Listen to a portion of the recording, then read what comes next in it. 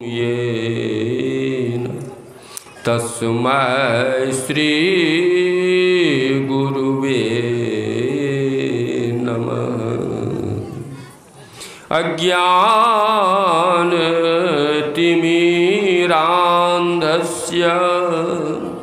ज्ञानाञ्जनं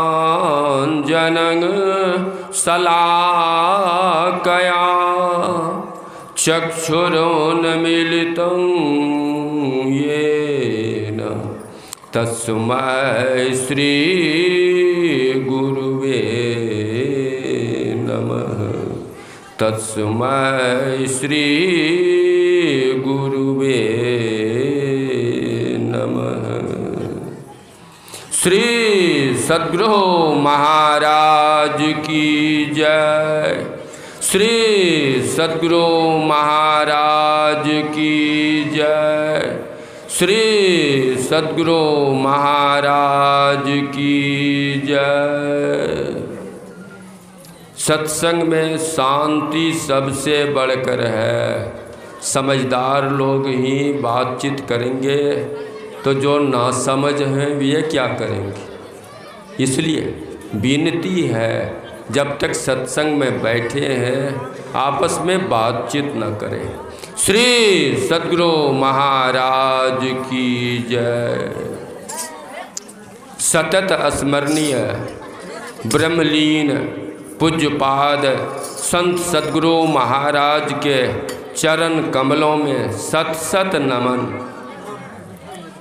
अपने आवास में विराजमान पूज्यपाद स्वामी केदार बाबा के चरणों में नमन। मंचस्थ पूज्याति पूज्य महात्मागण, सत्संग में उपस्थित सम्माननीय सदात्माओं, आदरणीय माताओं, भक्तिमती बहनों तथा ग्रामवासियों, सबके आत्मदेव को नमन। अभी हम लोग इस 7वें दिन के दूसरे सत्र के सत्संग में उपस्थित हैं। यह आखिरी सत्र है सत्संग का। 6 दिनों से सुन रहे हैं हम लोग, उसी को समास रूप में कहा जाएगा। आज का प्रतिपाद्य विषय है भक्ति। संत कबीर साहब ने कहा कि भक्ति बिनो नहीं निस्तरै, लाख करे जो कोई, शब्द सने ही हुए रहे, घर को पहुँचे सोए। बिना भक्ति के किसी का कल्याण नहीं, निस्तार नहीं। इसलिए भक्ति आवश्यक है। जो शब्द के प्रेमी बनते हैं, जो शब्द की साधना करते हैं, वे ही उस घर में पहुंचते हैं। किस घर में?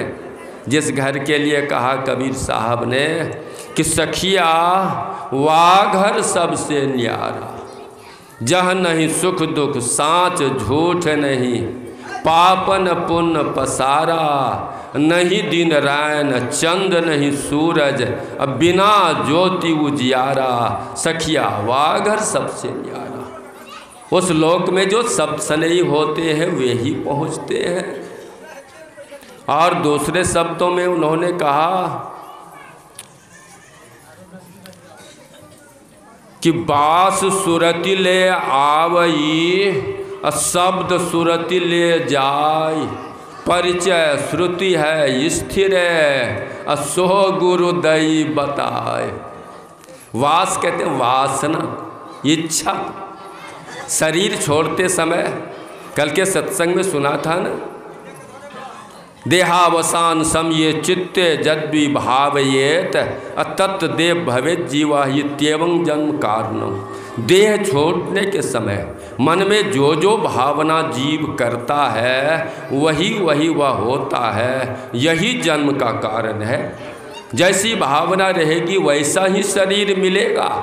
इसलिए भावना अच्छी हो। किसकी अच्छी भावना होगी? जो रातों दिन अभ्यास में लगा रहता है वह आखिरी समय परमात्मा को याद करता है। तो सुने कि बास सुरति ले आवई, अगर सांसारिक वस्तु की इच्छा दुकान में, मकान में, ज़मीन में, बच्चे में, अपने पशुधन में, इसमें लगी रहेगी तो फिर आपको वहाँ आना पड़ेगा, चाहे कीट पतंग जिस भी जोनी में आए, आना पड़ेगा।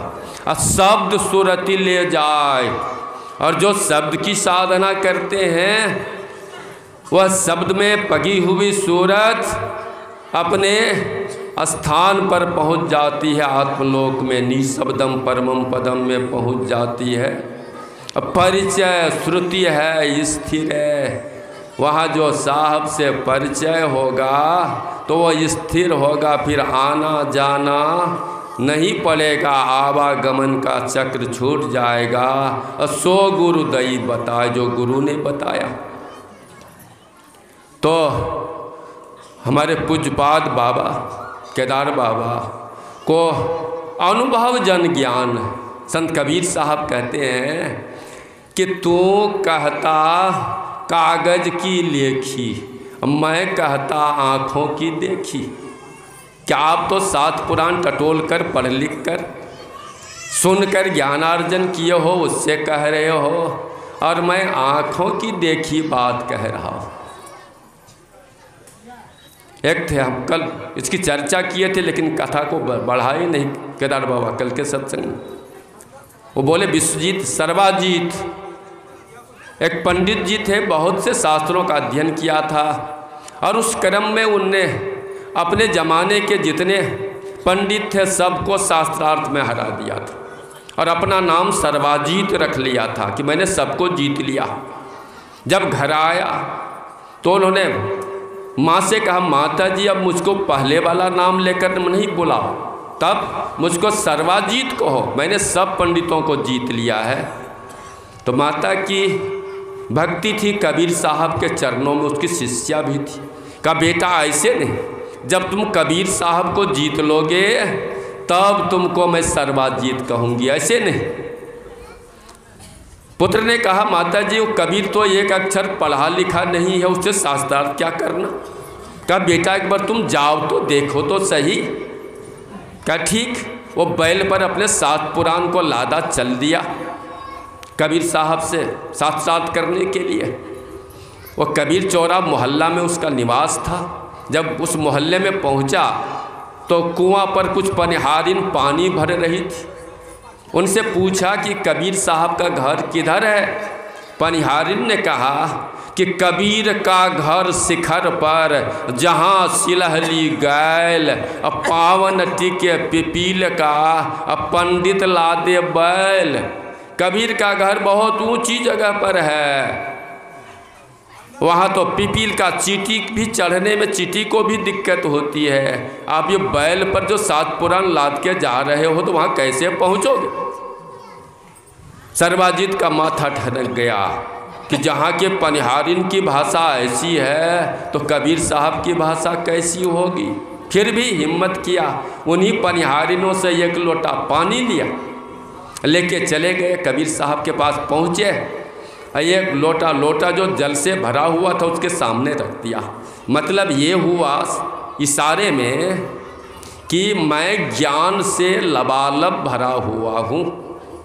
कबीर साहब ने अपनी गुदड़ी सीने वाली सुई रखी थी, उसको निकाल कर उस लोटे में डाल दिया। पानी को छेदते हुए लोटा जो है वो सुई अंदर चला गया। सैन में बातचीत हो गई कि मैं ज्ञान से लबालब भरा हुआ हूँ। तो कहा, कबीर साहब ने कहा मेरा जो ज्ञान है आपके ज्ञान को चीर कर नीचे तक चला जाएगा। अब बात होने लगी, बैन में बोली में कहा कि मैं आपसे शास्त्रार्थ करने आया हूँ। कबीर साहब ने कहा मैं तो कुछ पढ़ा लिखा नहीं, मैं शास्त्रार्थ क्या करूँगा।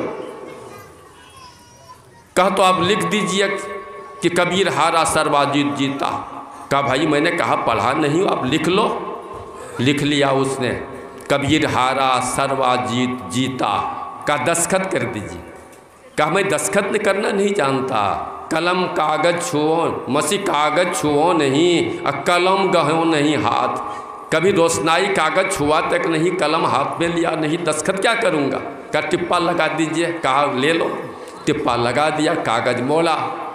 सर्वाजीत चल दिया खुशी खुशी अपने घर।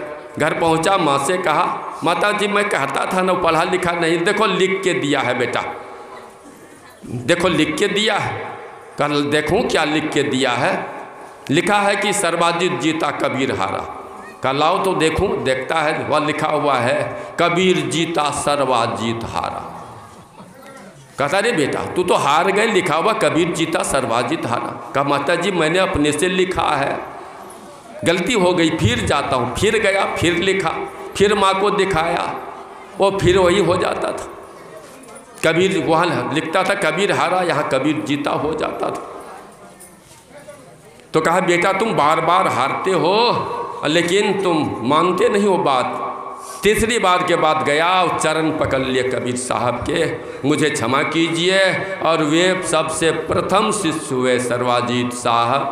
तो ये डॉक्ट्रिन ऑफ द हार्ट है, डॉक्ट्रिन ऑफ द हेड नहीं, हृदय का दर्द है भक्ति। भक्ति का अर्थ होता है सेवा, और भक्ति की परिभाषा है, महाराज शंकराचार्य जी की वाणी में कहते हैं कि मोक्ष कारण सामग्र्यां भक्तिरेव गरीयसी स्व स्वरूपानुसंधानं भक्तिरित्य भी धीयते। मुक्ति प्राप्ति के जितने साधन हैं, मोक्ष प्राप्ति के जितने साधन हैं, भक्तिरेव गरीयसी, उन सब में भक्ति सबसे बढ़कर है, सबसे बढ़कर भक्ति है। स्व स्वरूपानुसंधानं, अपने स्वरूप का अनुसंधान, अपने स्वरूप की खोज ही भक्ति कहलाती है। जो अपने स्वरूप की खोज में लगे हुए हैं वे अगर प्राप्त कर लेते हैं तो भक्त, जब तक नहीं प्राप्ति तो भक्ति कर रहे हैं उनकी। भगवान राम ने सबरी मैया से कहा कि मम दर्शन फल परम अनुपा जीव पाव निज सहज स्वरूपा। एक सबरी मैया को छोड़कर और जितने नर बानरों से उनकी मुलाकात हुई उसमें से क्या किसी ने अपने स्वरूप को देखा? 14 वर्ष जंगल वनवास में रहे, जितने राक्षसों से भेंट हुई, क्या उन लोगों ने देखा अपने स्वरूप को?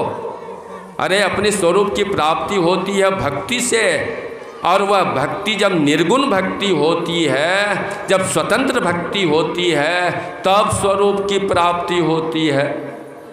भगवान राम ने अपनी प्रजा से कहा था कि भक्ति स्वतंत्र सकल सुख खानी, बिनु सत्संग न पावहि प्राणी। स्वतंत्र भक्ति, जो भक्ति स्वतंत्र है और सब सुखों की खान है, कौन है वह भक्ति? पहले परतंत्र भक्ति पर विचार करें कि परतंत्र भक्ति क्या है।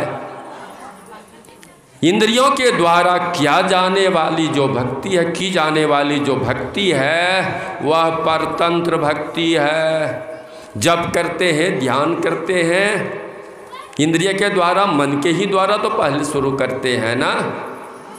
जब तक किसी भी इंद्रिय की सहायता ली जाती है, चाहे कर्मेंद्रियां हो, ज्ञानेंद्रियां हो, अंतःकरण की इंद्रियां हो, उन सब से जो भक्ति होती है वह परतंत्र भक्ति है, स्वतंत्र भक्ति नहीं है। जब मन बुद्धि चित्त अहंकार के परे सूरत की ऊर्ध्व गति होती है, सूरत पहुँचती है, तब स्वतंत्र भक्ति शुरू होती है। मन बुद्धि चित्त अहंकार की कहाँ तक दौड़ है? दरिया साहब कहते हैं कि मन बुद्धि चित्त अहंकार की है त्रिकुटी लगी दौड़, जन दरिया इनके परे ररंकार की ठौर। ये मन बुद्धि चित्त और अहंकार ये त्रिकुटी मंडल तक ही पहुँचती है, उसके आगे इसकी पहुँच नहीं है। तुलसी साहब ने कहा सहस कमल दल पार में मन बुद्धि हिराना हो, प्राण पुरुष आगे चले सोई करत बखाना हो। मन बुद्धि चित्त, वो कहते हैं कि सहस कमल दल पार में, सहस कमल के पार में क्या है? आज्ञा चक्र के परे है सहस्दल कमल, और उसके परे है त्रिकुटी, उसके पार में मन बुद्धि हिराना हो। मन बुद्धि वहाँ हिरा जाती है, उसकी दिशा गुम हो जाती, उसके आगे नहीं पहुंच सकती। प्राण पुरुष आगे चले सोई करत बखाना हो। बिमल बिमल वाणी उठै अद्भुत असमाना हो। निर्मल वास निवास में कर कर कोई जाना हो। वहाँ क्या होता? विमल विमल पवित्र पवित्र वाणी होती है। वो सुनता है कौन? निर्मल वास निवास में, जो अपने को पवित्र बनाए रखते हैं, पवित्र रहते हैं, भक्ति करते हैं, वे ही उसको सुनते हैं। कबीर साहब का पद कल हम लोग सुने थे, शाम में सुने थे कि कोई सुनता है गुरु ज्ञानी, गगन में आवाज होती झीनी। पहले होता नाद बिंदु से फिर जमाया पानी, सब घट पूरन पूरी रहा है आदि पुरुष निर्वाणी।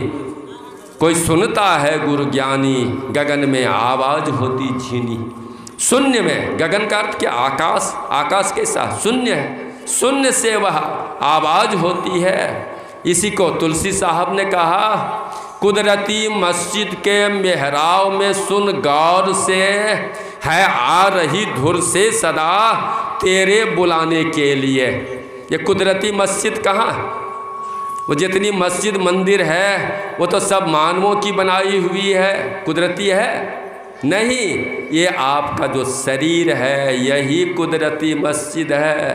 कहते हैं कि नकली मंदिर मस्जिदों में जायज सद अफसोस है, कुदरती मस्जिद का साकिन दुख उठाने के लिए। अपने से बनाए हुए मंदिर मस्जिद में जाते हो तो तुलसी साहब कहते हैं कि सद अफसोस, उसके लिए अफसोस है।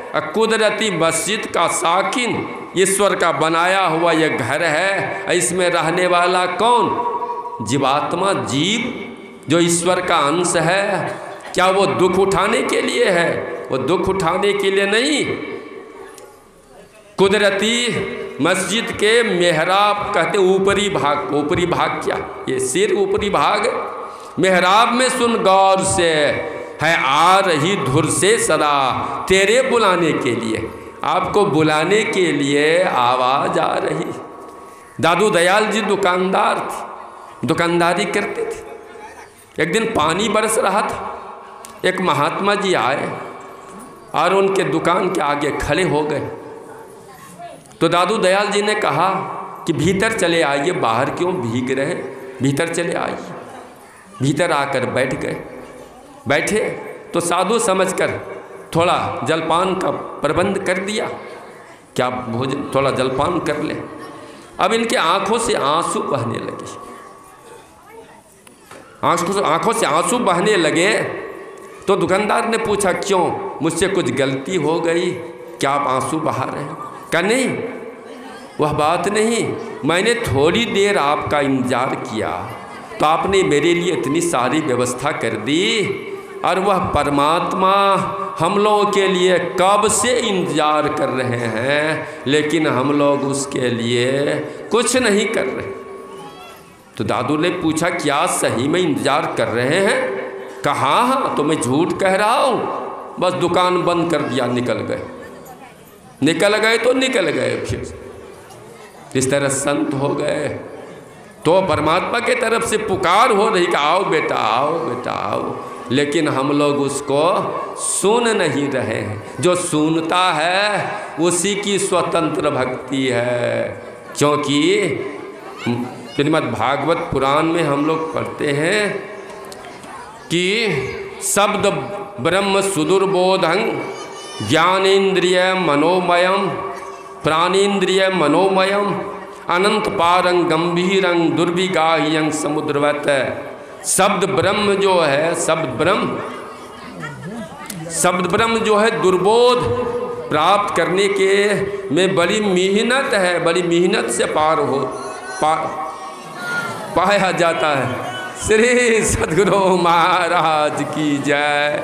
श्री सद्गुरु महाराज की जय। श्री सद्गुरु महाराज की जय। श्री सद्गुरु महाराज की जय। स्वागतम गुरुदेव शरणागतम गुरुदेव। स्वागतम गुरुदेव शरणागतम स्वागतम गुरुदेव, गुरुदेव तुम्हारी जय जय हो, गुरुदेव तुम्हारी जय जय हो, जय जय हो, जय जय हो, जय जय हो गुरुदेव। स्वागतम गुरुदेव, शरणागतम गुरुदेव, स्वागतम गुरुदेव, शरणागतम गुरुदेव। बोलिए प्रेम से श्री सद्गुरु महाराज की जय। एक 2 मिनट लगते अभिनंदन पढ़ी रही, अच्छा लगता है। बाबा हाँ बहुत अच्छा लगता है।